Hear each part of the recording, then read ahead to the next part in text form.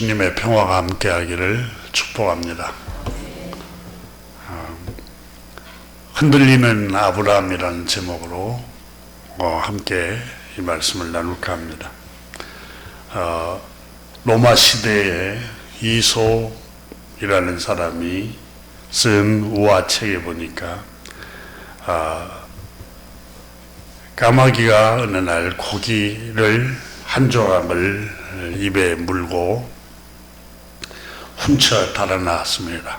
날개를 휘저으면서 누구도 채갈 수 없도록 고기를 물고 나무 사이 가지에 앉아 있었습니다. 그것을 마침 지나가고 있는 여우가 그것을 보고 까마귀 입에 물려있던 고기를 빼앗기 위해서 마음에 작정을 했습니다.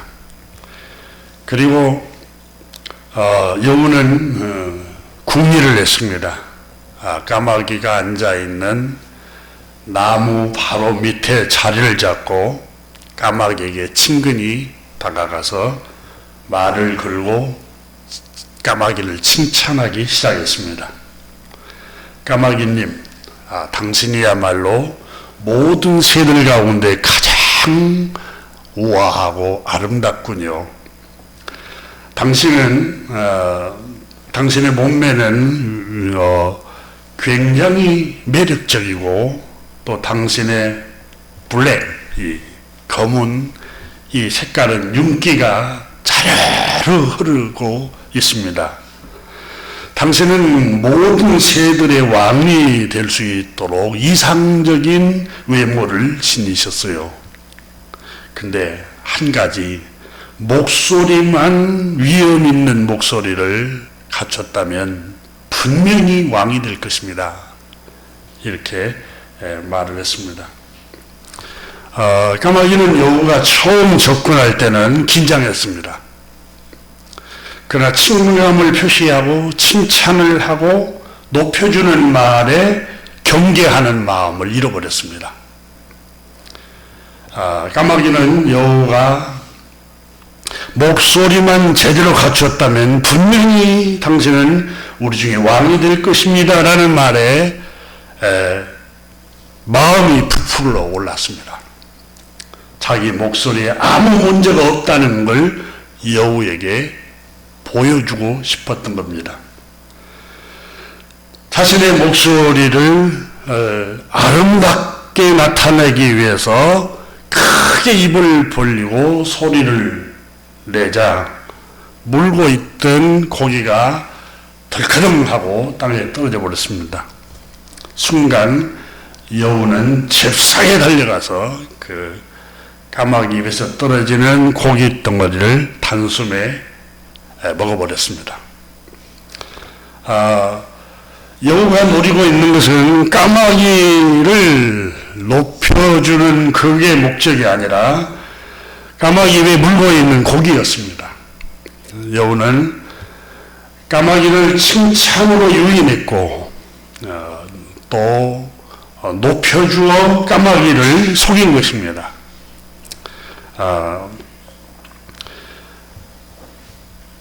그래서 까마귀에게 여우가 고기를 다 먹은 다음에 한마디 합니다.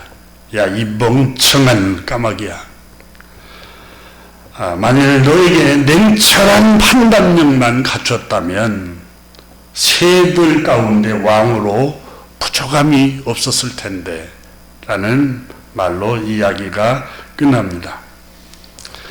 이 까마귀는 새들 가운데 가장 아름다운 새라는 말에 칭찬을 듣고 우아한 몸매를 지녔고 위엄이 넘치고 윤기가 흐른다는 말에 마음의 경계를 풀어버린 겁니다. 그리고 이 이솝이라는 분은 이 이야기를 통해서 냉철한 판단력, 올바른 판단력이 없으면 사람은 실수를 한다는 것을 교훈을 하고 있습니다.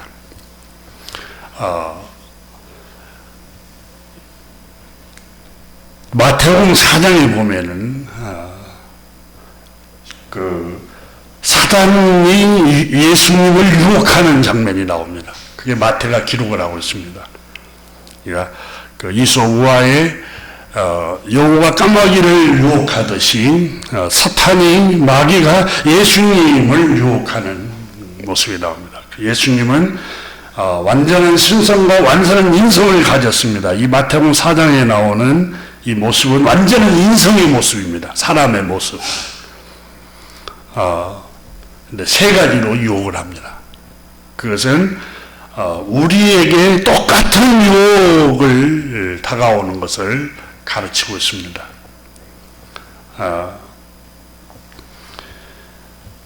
세 가지 유혹 중에 마지막 유혹이었던 시험은 세상의 모든 영광을 마귀가 다 보여줍니다. 예수님에게.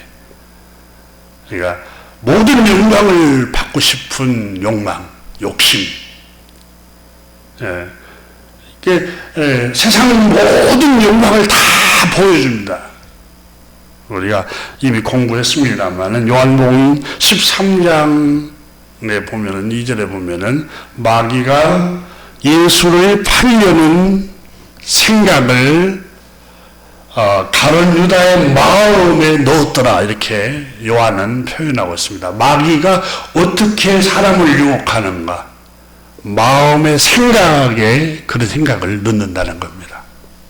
그럼 예수님 마음에 그런 마음에 충동이 일어났다는 거예요. 완전한 인성을 가지셨기 때문에 세상 영광, 모든 영광을 다 받고 싶어하는 그런 유혹과 마음과 생각이 그 마음에 악한 생각이 들어온 거예요. 예수님 마음에. 여러분 이런 마음은 모든 인간에게 다 들어오는 유혹입니다. 저나 여러분 모두에게. 여러분 우리가 옷을 잘 입고 또 깨끗하게 입으려고 하는 것은 예의를 갖추기 위함도 있지만 또 어떤 경우에는 자기를 나타내고 과시하기 위해서 그러는 경우들이 간혹 있습니다. 그래서 마태복음 4장에는 이 유혹, 세상 영광을 받으려고 하는 것은 마귀의 유혹이라고 말씀을 합니다. 이 세상에 있는 영광을 가리켜서 요한일서 2장 15절 이하에는 이 세상에 있는 것들을 사랑하지 말라.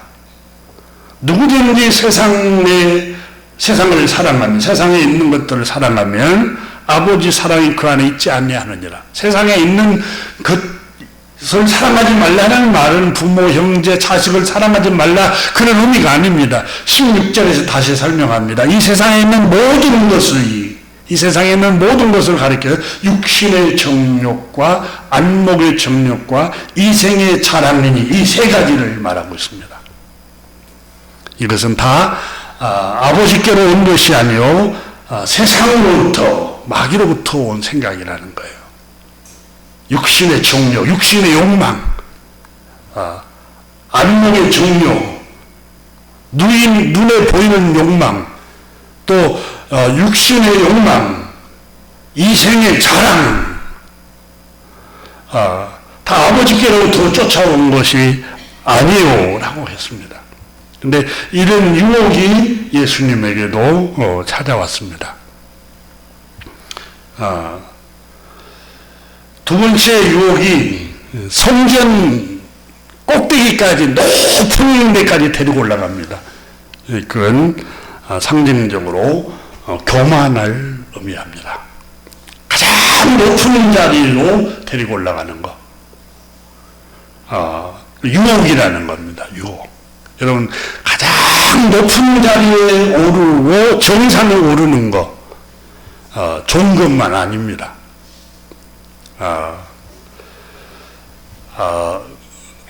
동양고전에도 정상에 이르려거든 머물지 말고 곧장 내려와 버리라고 그랬습니다. 그래 안전하다고. 여러분 스포츠 축구 선수, 야구 선수, 농구 선수로 정상에 오른 사람들, 그 사람들이 정상에 오르지 않았더라면은 마약에 노출되지도 않고 음란하지도 않고 가정도 온전하게 보존할 수 있는 경우들이 종종 있었을 것입니다. 그런데 그 정상에 오른 것 때문에 수많은 배우들이 자살을 하기도 하고 공황장애를 앓고 또 수많은 가수들이 역사에 정상에 오른 사람들이 그 수많은 돈 때문에 여러분 그리고 명예와 높은 자리 때문에 그만 망가지는 경우들이 얼마나 많습니까? 제가 알고 있는 한 분이 자기 교회 다니는 성도 가운데 영국의 캠브리지 대학을 나왔다고 그래요. 근데 취업을 40이 넘도록 취업을 잘 못한대요. 왜 취업을 못하냐고 모르니까 내가 그 유럽에서 그래도 최고의 대학을 나왔는데 내가 그 정도 기업에 내가 갈 수 있겠냐고. 그러니까 좋은 자리가 있어도 나는 최고 세계 유수한 대학을 나온 사람이 내가 어떻게 거기에 들어가서 근무를 할 수 있겠느냐. 그러니까 이 최고의 아주 정상의 대학을 나왔다는 것 때문에 거기에 갇혀가지고 일자리도 못 얻어요. 그러니까 오히려 많이 가정 형편이 좋지 않아서 평범하게 살았더라면 일반 직장 들어가는데 아무 문제가 없었을 거예요. 그래서 오늘 성경에 예수님이 아브라함 얘기를 하면서 먼저 아브라함에게 다가오는 시험이 있었지만은 예수님에게도 그런 시험이 있었는데 예수님에게 마지막 시험이 찾아온 것은 또 고난의 시험에서 궁핍이었습니다. 근데 조금 전에 교만의 시험, 이 시험을 잠깐 얘기하다가 말았는데 이 교만은 여러분 성전 꼭대기 높은 곳에 세워서 뛰어내려봐라.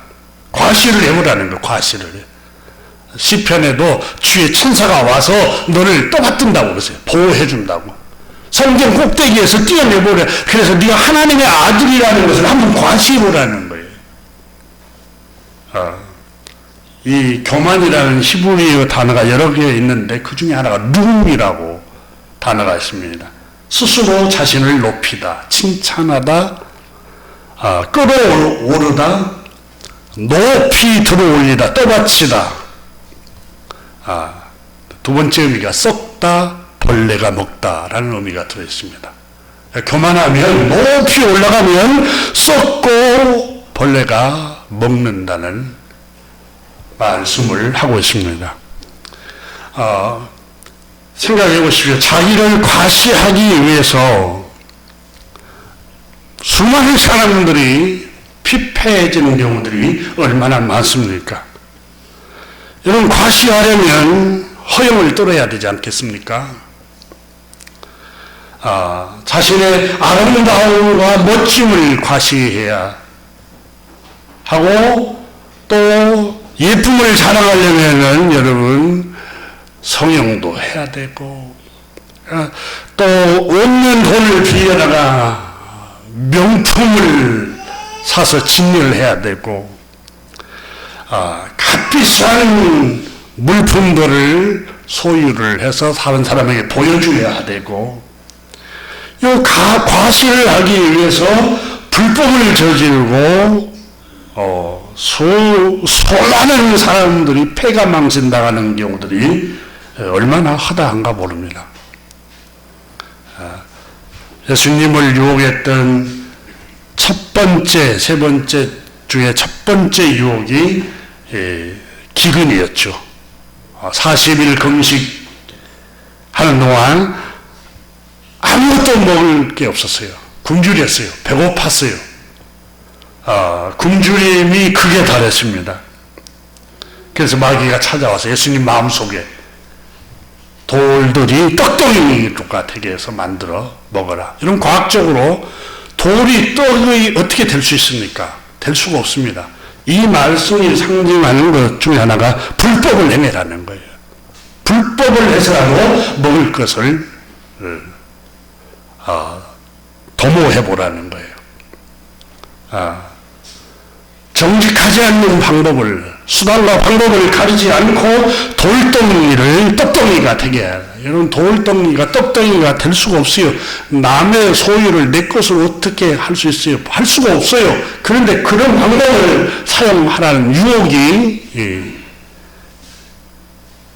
찾아왔던 걸, 그러나 예수님께서는 사람이 떡으로만 물질로 사는 게 아니라 오직 하나님을 위해서 나오는 모든 말씀을 따라 살 것이다 라고 기록되었느니라 라고 말씀했습니다. 이렇게 모든 사람에게는 위기가 닥칩니다. 오늘 성경에 아브라함도 흔들리고 있습니다. 아브라함은 여러분 유대인들이 아버지라고 부를 만큼 추앙하고 있습니다. 그리고 우리 믿음의 사람들도 믿음의 조상이라고 추앙을 하고 있는 사람입니다. 근데 아브라함은 우리와 똑같이 허물이 많고 죄가 많은 사람입니다. 아브라함은 의인이 아닙니다. 아브라함 오늘 본문에 흔들리고 있습니다. 여러분 10절을 보십시오. 그 땅에 라는 말씀이 나옵니다. 그 땅이 어디입니까? 12장 1절부터 3절에 나오는 본토 친척 아비 집을 떠나 내가 내게 지시한 땅으로 가라. 그 땅이 바로 젖과 꿀이 흐르는 가나안 땅에 아브라함이 그 말씀을 따라서 왔습니다. 그 가나안 땅 그곳에서 머물고 있는데 그 땅에 기근이 들었어요. 하나님의 약속이 주어져 있는 그 땅에 기근이 들므로 아브라함이 흔들리기 시작합니다. 하나님께서 머물러라 하는 그 땅에서 기근이 들지 않고 풍요로운 땅 애굽이 풍요로움을 보고 애굽에 거류하려고 그리로 내려갔으니라고 10절에 나옵니다. 그리고 애굽에 내려갔을 때 어떤 일이 일어납니까? 아내를 빼앗겨 버립니다.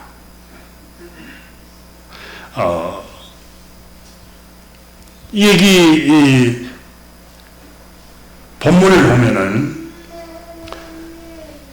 11절에 그가 애굽에 가까이 이르렀을 때 애굽으로 내려갔습니다. 근데 그 애굽에는 주님이 머물러라고 한 땅이 아니었습니다. 주님의 말씀은 가나안 땅에 머물러라고 말씀하였습니다. 하나님 지시한 땅으로 가라라고 말씀했습니다.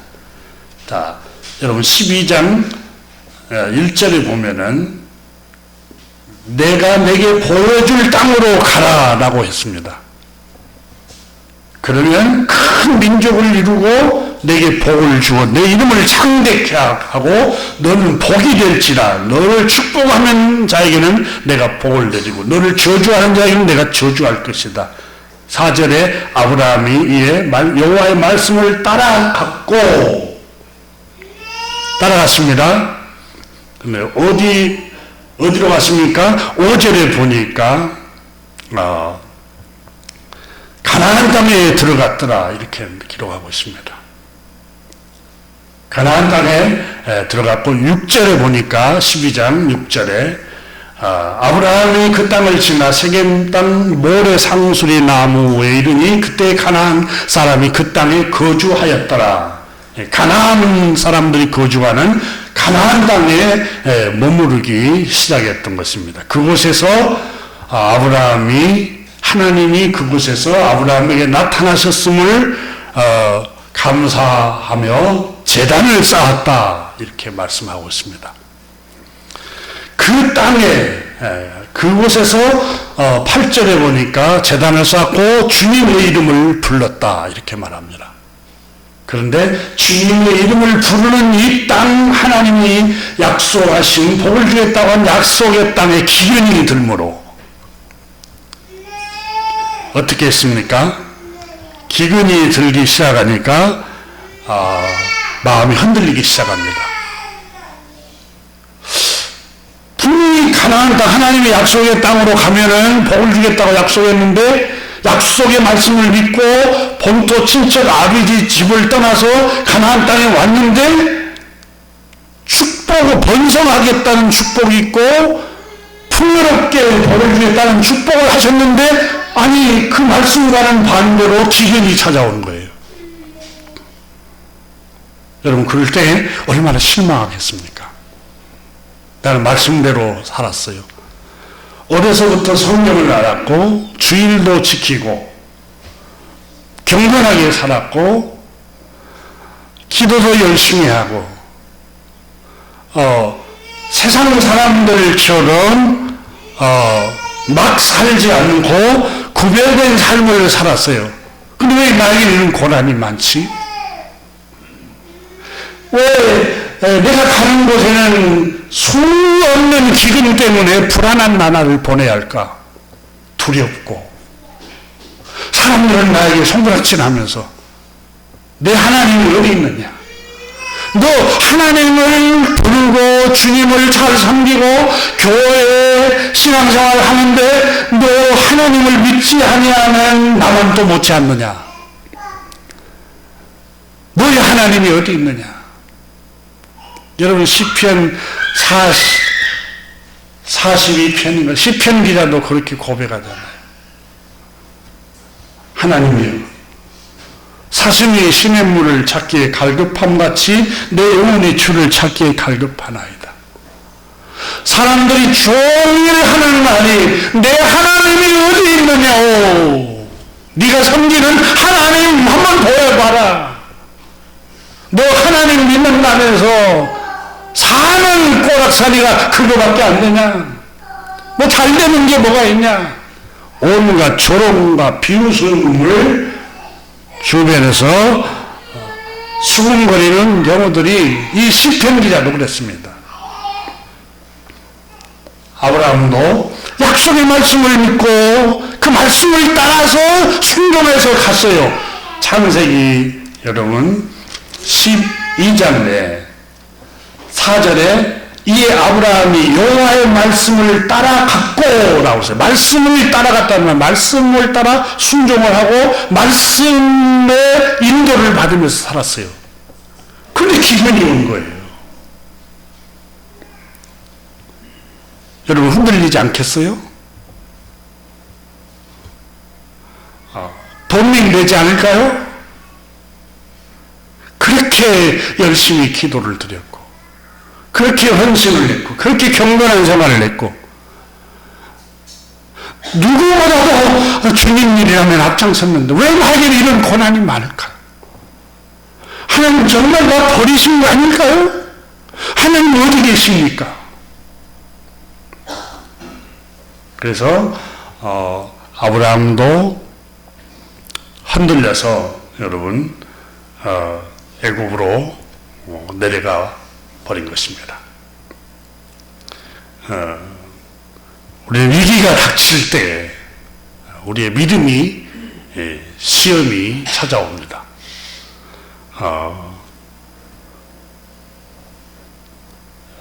동양보전 손자병법에 보면은 전쟁에서 상대를 쓰러뜨리기 위해서는 그리고 내가 전쟁에서 승리하기 위해서는 중요한 것 중에 하나가 적에게 이로움을 보여주어 적을 유임을 하고 혼란스럽게 만들어라 그랬어요. 적의 마음을 자꾸 혼란스럽게 만들라는 거예요. 손자병법에도. 그러면 적에게 기필코 승리를 얻을 것이다.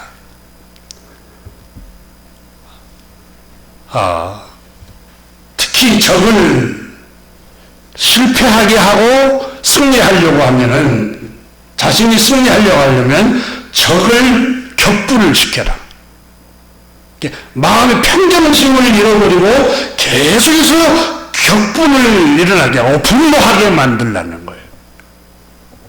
그리고 교란시키고 비굴하게 보여서 적을 교만하게 또 만들어라 이렇게 나와요.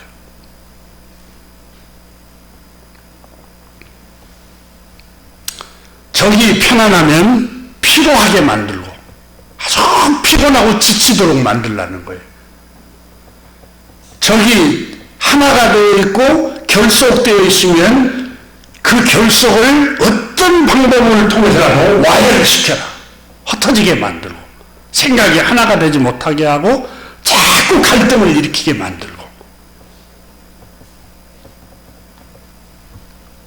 그리고 적이 예기치 않는 곳에 공격을 해라 이렇게 병법에 적었습니다. 적을 이기려면 혼란스럽게 만들고 마음이 격분하도록 만들라는, 평정심을 유지하지 못하도록 하라는 거예요.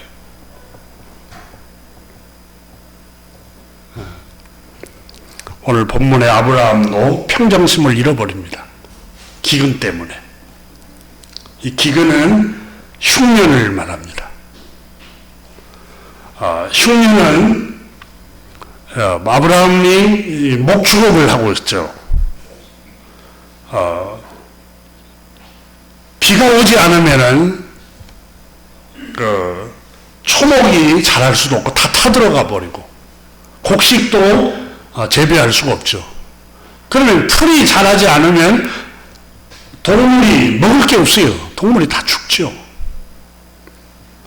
오늘날로 말하면 사업의 위기가 찾아왔어요. 실직하게 되고 가정의 경제적인 위기가 찾아온 거예요. 그 흔들리기 시작, 믿음이 자꾸 흔들리기 시작한 거예요.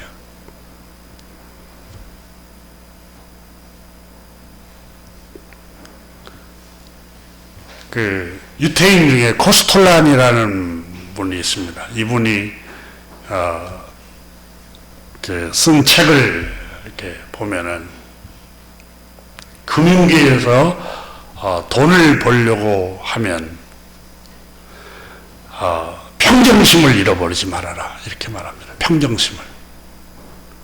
그러니까 계속해서 혼란스럽게 만들어요. 정치적으로 혼란하고 경제적으로 혼란하고 그럴 때 수많은 사람들이 평정심을 잃어버리고 자기 자산을 불안해서 다 내다 팔아버린대요.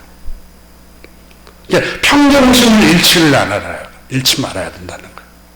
그러니까 승리하는 비결은 그분이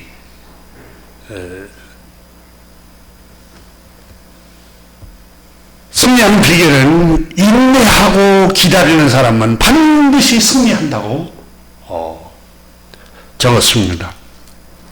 여러분, 평정심을 잃지 않는 것, 그게 중요합니다.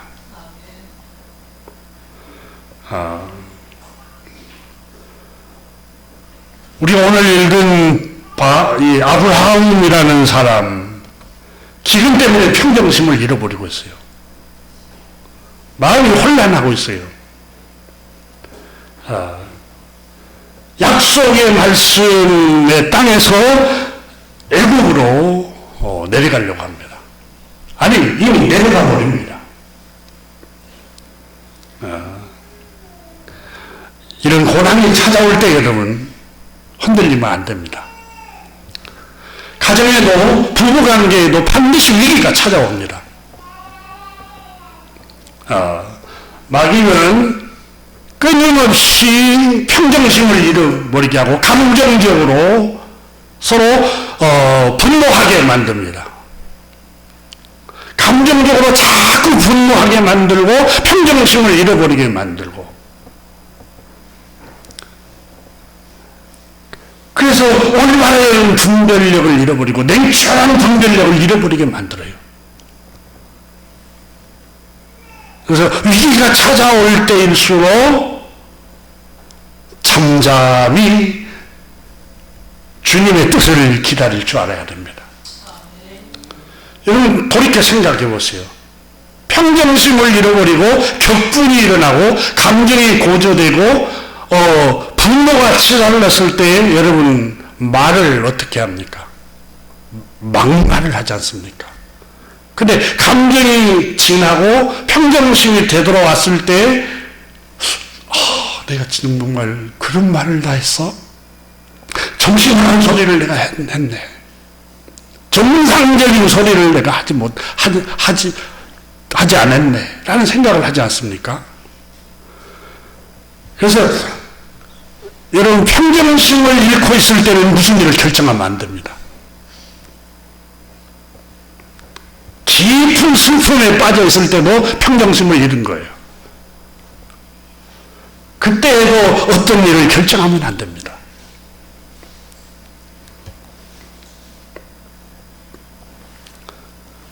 오늘 놀라운 하나님의 약속의 말씀을 통해서 여러분 하나님의 약속의 말씀, 내가 너에게 복을 주겠다고 했는데 이 기근 정도에 못 이겨낼까요? 하나님이 이 기근을 이길 수 있도록 하나님이 복을 약속을 했잖아요. 거기에 머물고 가나안 땅에서 인내하고 그 궁핍과 가난과 그 핍절함 속에서도 인내하고 기다렸더라면 아내를 빼앗기지 않았어요. 자기 아내 사라를 여러분 바로 왕이 데려다가 취해버렸어요. 겁탈을 해버린 거예요. 아브라함에게는 여러분 얼마나 치욕적인 사건입니까? 그러면 사랑한 남편 그 목숨을 살리기 위해서 사라는 어땠을까요? 씻을 수 없는 상처와 아픔을 평생 안고 살아가요. 사라는. 뭐 때문에 그렇습니까? 가장인 믿음의 사람 아브라함이 흔들리니까 아내에게까지 상처를 주잖아요. 그러니까 가정에서는 가장이 중요합니다. 흔들리지 말아야 돼요. 위기가 찾아와도 굳센 믿음이 지켜야 됩니다.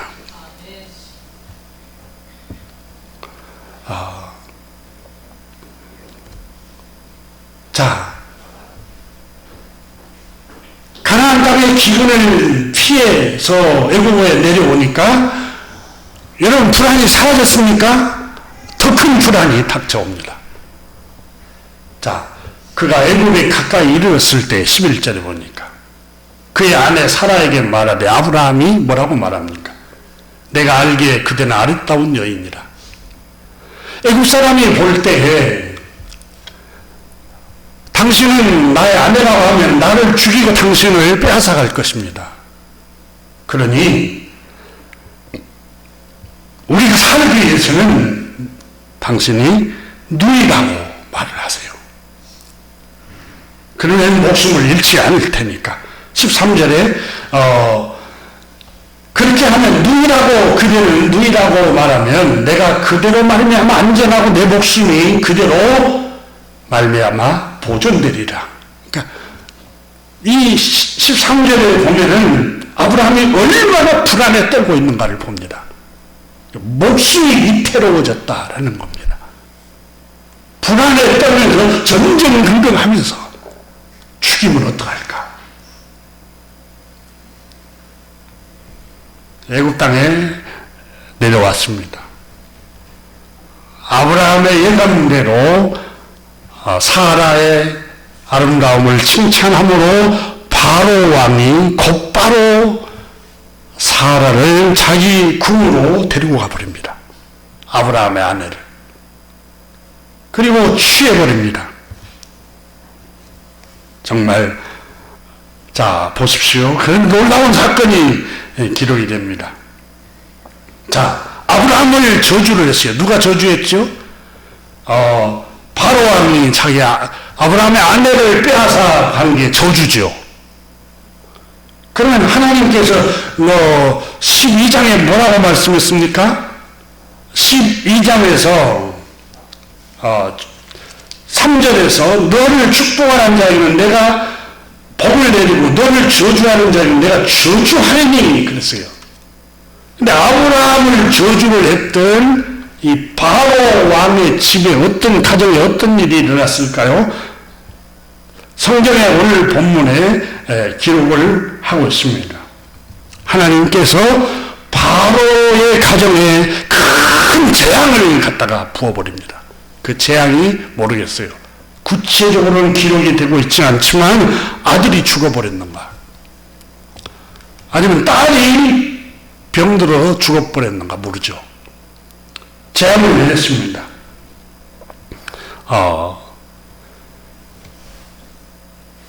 그래서 하나님께서 다시 아브라함의 아내를 다시 아브라함에게 되돌려 줍니다.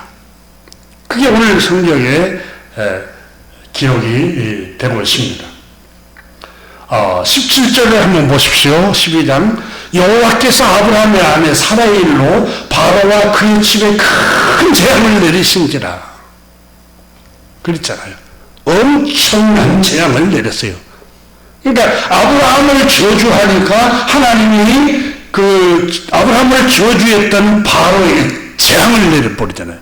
그러니까 하나님이 약속하셨어요. 아브라함에게 너를 저주하는 자에게는 내가 저주를 내리겠다.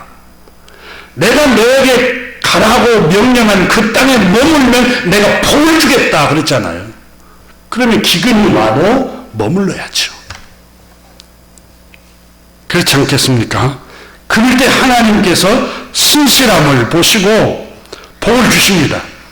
근데 오늘 성경에 보면은 아브라함은 기근 때문에 흔들리고 있어요. 그래서 흔들려서 애국으로 내려갔다가 가정이 풍지박산 돼버리잖아요.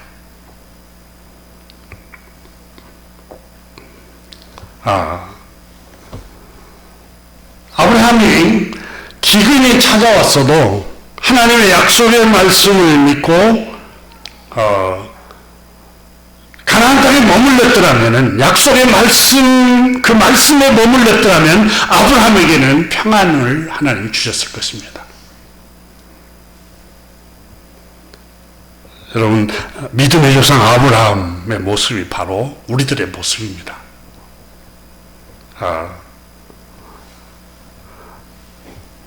하나님께서는 요한복음 15장에 말씀이 육신이 되어신 우리 주님 예수 그리스도를 통해서 말씀하였습니다. 나는 참 포도나무요 내 아버지는 농부라. 물은 내게 붙어있어 열매를 맺지 아니하는 가지는 아버지께서 제거해 버리시고, 물은 열매 맺는 가지는 더 열매를 맺게 하려 하여 그것을 깨끗하게 하시느니라. 공동번역은 이 2절을 끝부분을 이렇게 번역했습니다. 열매를 맺는 가지는 더 많은 열매를 맺도록 잘 가꾸신다. 잘라낸다. 여러분, 포도 농사를 짓는 사람이나 과목 농사를 짓는 사람은 더 좋은 열매, 더 많은 열매를 맺기 위해서 작년에 열렸던 그 나무 가지를 잘라버립니다. 그 잘랐을 때 여러분 얼마나 아프겠어요. 열매가 잘 열렸는데 그 열매를 잘라버려요. 더 많은 열매를 맺기 위해서. 예수님은 포도나무 비유, 농부의 비유를 들어서 주님을 믿는 사람들에게 시련에 관해서 가지를 잘라낸다. 가지는 주님을 믿는 우리라고 그랬습니다. 우리에게 시련을 주신 것은 더 많은 열매를 맺도록 하기 위해서 하나님께서 상처를 내고 가지를 잘라내신다고 말씀하십니다. 아브라함은 굉장히 부족한 사람이었습니다. 말씀을 믿고 처음에는 뜨겁게 출발했습니다. 말씀을 따라갔습니다. 그런데 이 첫사랑, 첫신앙은 굉장히 뜨거워서 불같이. 근데 현실적으로 고난이 오니까 흔들리기 시작한 겁니다. 기근 때문에 흔들렸음을 오늘 성경에 기록하고 있습니다. 여러분, 물질적인 손상이 오고 사업의 실패가 오면은 흔들리지 않는 사람이 거의 없습니다.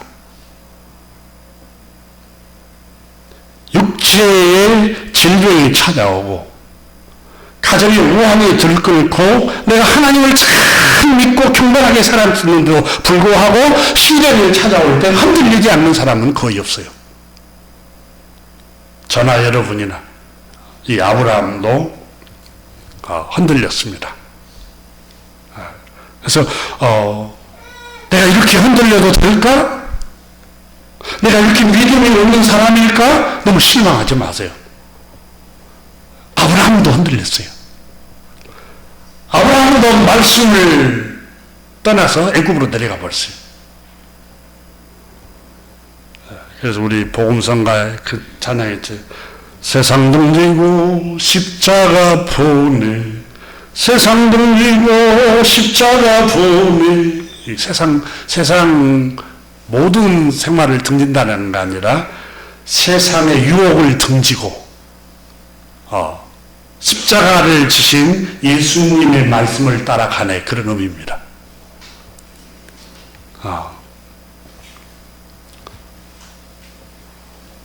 모든 사람은 완벽한 사람이 아닙니다. 아브라함도 실수투성입니다. 오늘 본문 12장에서도 자기 목숨을 구하기 위해서 자기 아내를 팔아버리는 거랑 똑같잖아요. 참 비겁한 사람이에요. 이 보세요. 오늘 본문 13절에 그대는 나의 누이라 하라. 내 목숨이 그대로 말미암아 보존하리라. 자기 아내를 팔아서 자기 목숨을 보존하려고 해요. 이게 여러분 성경에서 믿음의 조상이라고 말하고 있는 아브라함의 그 연약한 모습이에요. 그래서 모든 사람은 이렇게 연약해요. 완전하지 않아요, 아브라함도.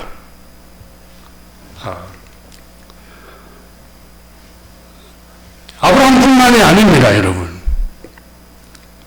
이 세상의 모든 사람이나 모든 물질은 완전하지 않습니다. 오직 하나님 한 분만이 완전하신 분입니다. 성경은 모든 사람이 죄를 범하였음에 이렇게 선언하고 있습니다. 모든 사람이 죄인입니다. 사악해요, 여러분.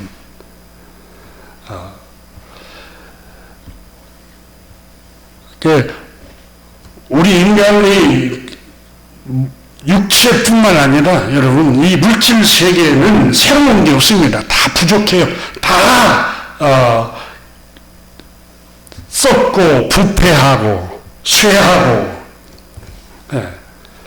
새로운 게 하나도 없습니다. 그러니까 성경에 해 아래 새 것이 없나니 그렇지. 하나도 새 것이 없어요. 새로운 게 없어요. 시편 90편에 오직 창조주 하나님만이 영원하신 분이시며 완전하신 분이시며 창조주 하나님만이 변치 않는 분이시다. 시편 90편에 보면은 주님은 땅들이 생기기 전에, 세계가 생기기 전에 영원부터 영원까지 주님이셨습니다. 근데 사람은 주님께서 말씀하시기를 티끌로 돌아가라, 죽을 인생들아 돌아가라 하니까 천년도 지나간 어제 같고 밤의 한순간과 같습니다. 사람은 한순간처럼 다 가버립니다. 풀의 꽃과 같이 아침에 돋아나는 꽃을 피우다가도 저녁에 시들어 말라버린 것 같이 인생들은 돌아가라 하나님이 명령하셔서 주께서 노하시면 우리의 생명이 끝이 나고 주께서 노하시면 우리 육체는 쓰러지고 맙니다. 주께서 노하시면 우리의 일생은 사그라지고 우리 한평생은 한숨처럼 쓰러지고 맙니다. 우리의 연수가 70이요 강간하면 80이라도 그 연수의 자랑은 수고와 슬픔뿐이요 빠르게 지나가니 마치 날아가는 것 같습니다. 육체도 완전하지 않고 잠깐 다 낡고 늙고 세포가 점점 죽고 쇠폐해가고 썩어져 간다는 거예요. 그래서 성경은 하나님께서 성경을 통해서 우리에게 말씀합니다. 영원히 변하지 않는 나라를 사모하라. 영원한 나라. 그게 고린도후서 4장 16절에 보면은 그러므로 우리가 낙심하지 아니하노니 우리의 겉사람은 낡아지나 우리의 겉사람은 점점 세포가 죽고 또 노화가 진행이 되고 점점 후패해져 가고 근데 우리 속사람은 날로 새로워지는도다. 여러분 다 변합니다. 완전한 것은 없습니다. 저 아브라함도 부족한 사람이고 죄인입니다. 근데 우리의 영혼은 하나님이 영원하시며 우리의 영혼은 또한 영원하시다 그랬습니다. 그래서 우리가 주목하는 것은 보이는 세상이 아니요 보이는 것은 잠깐이요 보이지 않는 영원을 사모하라고 말씀합니다.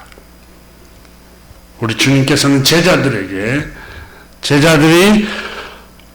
하나는 우편에 하나는 좌편에 주님 나라가 임하면 그렇게 우리를 높여주십시오. 주님이 말씀하였습니다. 내 나라는 이 세상에 속한 것이 아니니라. 그러면서 너희는 마음에 근심하지 말라. 하나님을 믿으니 또 나를 믿으라.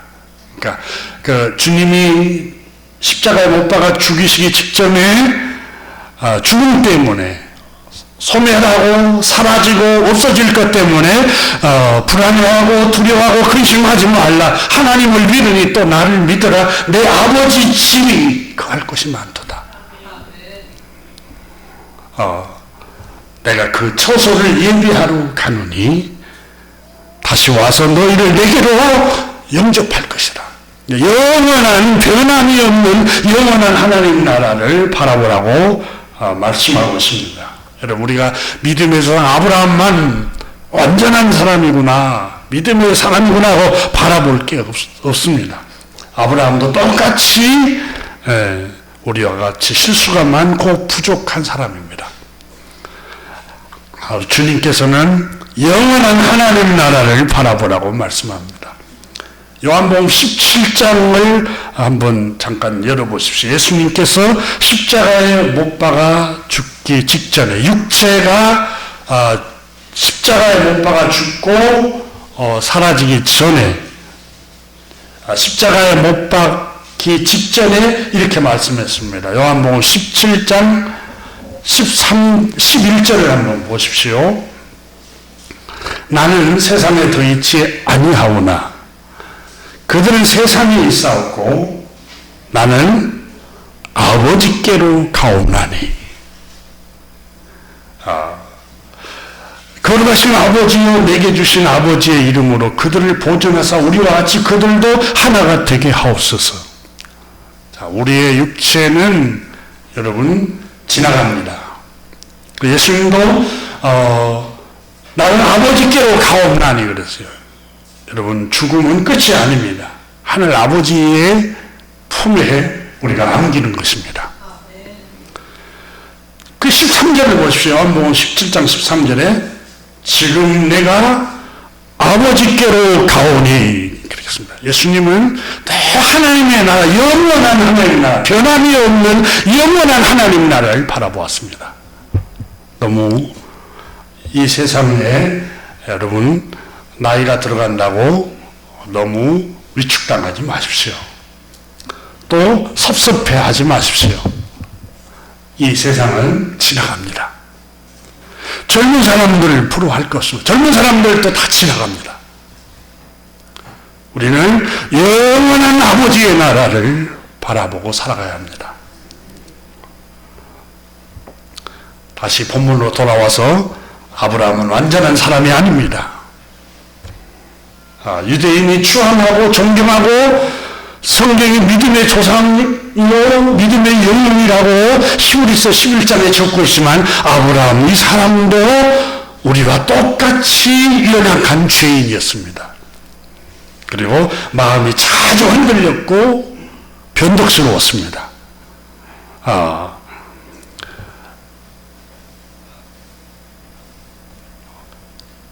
오늘 우리만이 흔들리고 우리만이 자꾸 변하고 믿음이 흔들리는 게 아닙니다.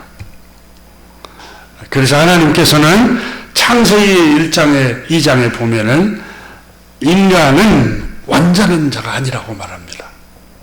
여러분 아담이 혼자 지내는 걸 하나님께서 기뻐하지 않냐고 좋지 않게 생각했다. 왜 그렇습니까?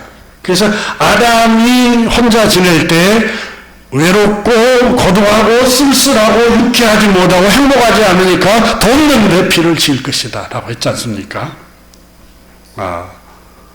혼자 있으면 불안전합니다. 불안합니다. 두렵습니다. 쓸쓸합니다. 외롭습니다.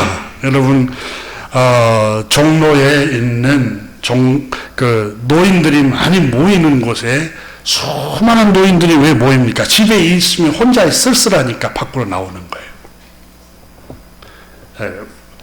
사람은 혼자 있는 게 하나님이 불행하다고 말하면서 돕는 배필을 지을 것이다 라고 말씀하셨습니다. 왜 그렇습니까?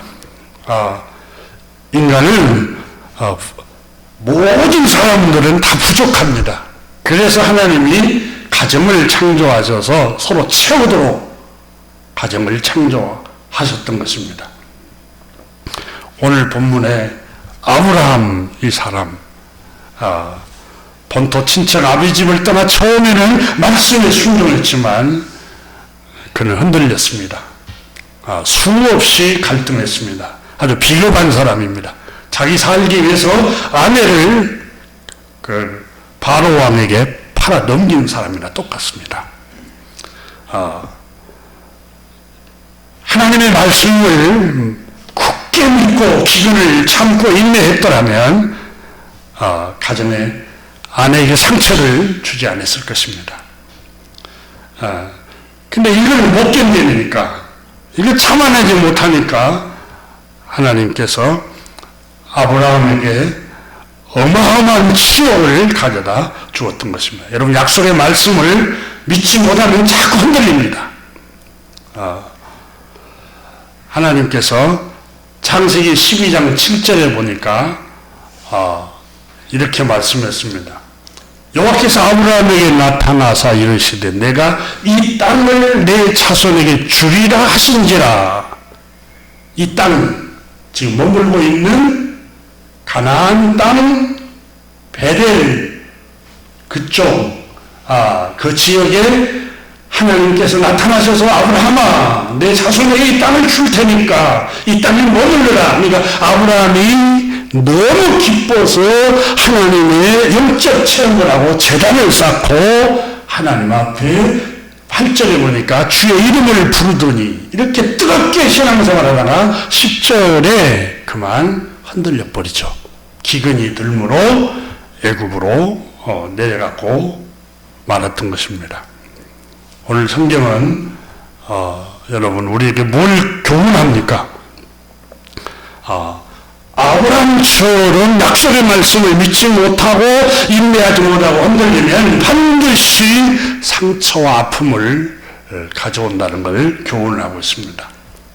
주님께서는 오늘 아브라함 이 사건을 통해서 약속의 말씀에 끝까지 머물러라는 겁니다. 여러분 가정에 위기가 와도 하나님의 짝지은 걸 사람이 나누지 못할 때 끝까지 가정을 지키려고 말씀에 머물러야 합니다. 또 우리가 아브라함에게 하나님께서 이런 위기 시련이 닥쳐왔을 때 하나님을 향하는 믿음, 말씀을 따르는 그 믿음이 자꾸 의심이 들 수가 있습니다.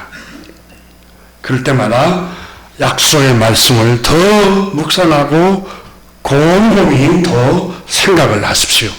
이사야 7장 9절에 너희가 만일 굳게 믿지 아니하면 너희는 굳게 서지 못하리라. 그러니까 말씀을 확실하게 믿지 아니하면 굳게 서지 못하고 자꾸 흔들릴 것이다 그랬어요. 우리를 흔들리게 하는 것들이 우리 환경에 얼마나 많습니까? 자꾸 가정을 흔들리고 내 마음을 불안하게 하고 근심하게 하고 이럴 때에 하나님께서는 끊임없이 말씀합니다. 흔들리지 않도록 7절에서 여호와께서 아브라함에게 나타나셔서 말씀을 하셨지 않습니까? 그런데도 흔들려요. 그래서 10절부터 20절에 큰 고난을 겪고 나서 다시 13장에 보니까 하나님의 약속의 땅으로 올라갑니다. 고난을 당하고 나서 그리고 또 14장에서는 어마어마한 또 시련이 찾아오죠. 롯과 아브라함의 가족이 다 잡혀갑니다. 그러니까 또 흔들립니다. 거기서 또 흔들려요. 그러니까 15장에 가서 하나님께서 말씀합니다. 15장을 한번 여러분 잠깐 열어보세요. 1절에 봅니다. 이후에 여호와의 말씀 환상 중에 아브라함에게 임하여 이르시되 아브라함아 두려워 말라 나는 내 방패요 너의 지극히 큰 상급입니다. 아브라함아 흔들리지 말아라. 두려워하지 말고 영리하지 말아라. 나는 너의 큰 상급이요 방패다. 교우 여러분, 위기가 찾아왔을 때 야고보서 1장에 형제들아 너희가 여러 가지 시험을 만나거든 흔들리지 말아라. 온전히 긍정적으로 생각해라. 온전히 기쁘게 여기라. 이는 너를 조금도 부족함이 없도록 만들기 위함이라.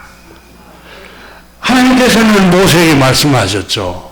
물이 없는 땅, 끈끈한 땅, 위험한 땅, 뱀과 정갈이 있는 그곳에 40년간 굶주린 땅에 너희를 그곳으로 인도한 까닭이 땅. 마침내 너희를 복을 주게 함이라. 너를 낮추고 말씀 중심으로 살게 하고 마침내는 복을 주기 위함이다. 겨우 여러분 가정에 위기가 오고 또 여러분 눈앞에 환경이 기근이 닥치고 물질적인 절망적인 아픔이 있고 여러 가지 시련이 찾아올 때에 흔들릴 수 있습니다. 그런데 포기하지 마십시오. 마침내 약속의 말씀을 붙들면 하나님 반드시 복을 줄 것입니다. 기도하겠습니다. 하나님 아버지 감사합니다. 오늘 이 아침에 저희들이 믿음의 조상에다가 일컬어지는 아브라함이 흔들리는 모습을 보면서 이 세상에는 완전한 사람도 없고 또 이 세상의 물질 세계에도 주님 더러워지고 부패하고 썩고 사라지고 우리 육체도 점점 쇠퇴해지고 마침내는 주님 우리 육체도 영혼과 분리될 것입니다. 주님 보이는 것에 소망을 두지 않고 완전하신 하나님, 보이지는 않지만 영원하신 하나님, 변함이 없으신 하나님을 바라보게 하여 주옵소서. 그 말씀을 굳게 붙들고 주님 천국의 소망을 두고 하나님 아버지 하루하루 믿음으로 살아가게 하여 주시기를 기도합니다. 여러 유혹이 우리에게 닥칠지라도 주님 평정심을 잃지 않도록 하나님의 말씀을 내 마음을 강하게 묶어 주시옵소서. 우리 주 예수 그리스도의 이름으로 축복하며 기도드립니다. 아멘.